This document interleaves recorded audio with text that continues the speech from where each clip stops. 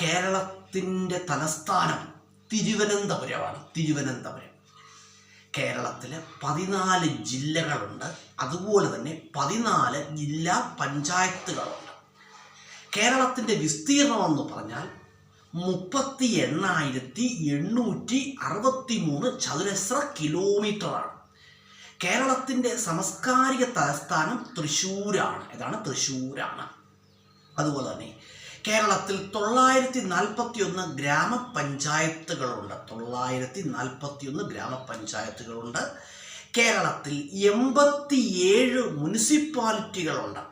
അതുപോലെ തന്നെ കേരളത്തിൽ 78 താലൂക്കുകളുണ്ട്. അതുപോലെ 140 നിയമസഭാ മണ്ഡലങ്ങൾ, 20 ലോകസഭാ മണ്ഡലങ്ങൾ, 9 രാജ്യസഭാ മണ്ഡലങ്ങൾ, ഇതൊക്കെ കേരളത്തിലുണ്ട്. അതുപോലെ തന്നെ കേരളത്തിൽ റവന്യൂ ഡിവിഷനുകളുടെ എണ്ണമെന്ന് പറഞ്ഞാൽ 27ആണ്. കേരളത്തിൽ 27 റവന്യൂ ഡിവിഷനുകൾ. അതുപോലെ കൻ്റോൺമെൻറ്റ് എന്ന് പറഞ്ഞാൽ കണ്ണൂരാണ്. അതുപോലെ തന്നെ പറയുകയാണെങ്കിൽ 6 കോർപ്പറേഷനുകൾ. അതുപോലെ തന്നെ ടൗൺഷിപ്പ് ഒരേ ഒരു ടൗൺഷിപ്പ്, അത് ഗുരുവായൂരുമാണ്. അതുപോലെ തന്നെ പറയുകയാണെങ്കിൽ കേരളത്തിലാകെ 1201 തദ്ദേശ സ്വയംഭരണ സ്ഥാപനങ്ങളുണ്ട്. 1201 തദ്ദേശ സ്വയംഭരണ സ്ഥാപനങ്ങൾ. അതുപോലെ തന്നെ പറയുകയാണെങ്കിൽ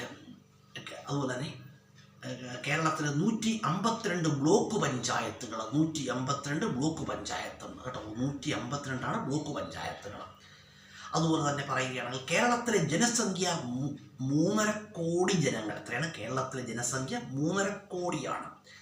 അതുപോലെ കേരളത്തിൻ്റെ സംസ്ഥാന മൃഗം ആന.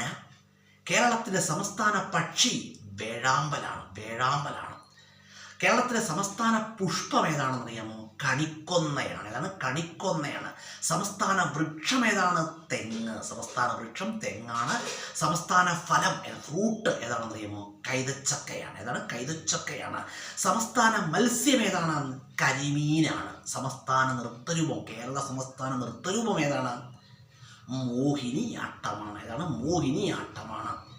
അതുപോലെ തന്നെ മോഹിനിയാട്ടമാണ് കേരളത്തിൻ്റെ തനത് നൃത്തരൂപം. അതുപോലെ കേരളത്തിൻ്റെ സംസ്ഥാന നദിയായിട്ട് കണക്കാക്കിയിരിക്കുന്നത് ഭാരതപ്പുഴയാണ്. ഭാരതപ്പുഴയാണ്.